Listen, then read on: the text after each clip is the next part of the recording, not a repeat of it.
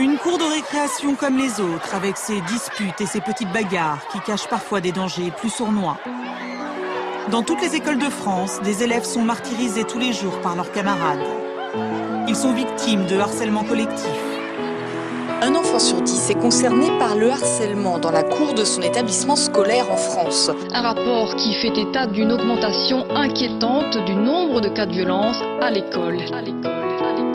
Petite Émilie, 6 ans et demi, est l'unique fille d'une famille reconstruite. Une mère pour qui elle est toute sa vie, et un beau-père qui l'aime comme si elle était de lui. Si gentille, si belle, des yeux qu'on sorcelle. Pour ceux de sa mère, elle en était la prunelle. Elle ne pouvait pas vivre l'une sans elle. Leur relation était devenue plus que fusionnelle.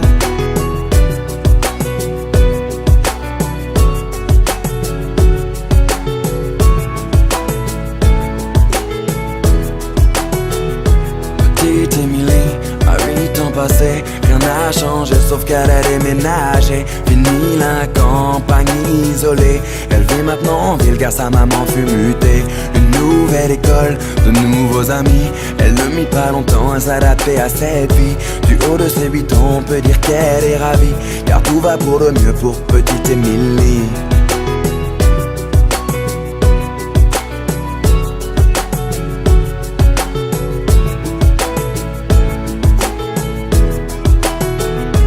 Petite Émilie, à 10 ans, était devenue une petite fille comblée. On peut dire que l'école lui plaisait. Bonne élève pour maman, elle en était une fierté.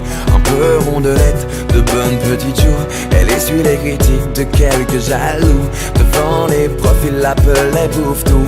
Mais ce ne sont que des enfants après tout. Depuis quelque temps, une nouvelle forme de violence se développe sur les réseaux sociaux. Elles prennent différentes formes, elles peuvent prendre la forme de châtiment corporel, mais elles peuvent aussi prendre une forme plus insidieuse, qui est tout ce qui est la violence plus psychologique. Petite Émilie, à 12 ans maintenant, adolescente enfermée aux grandes dames de maman.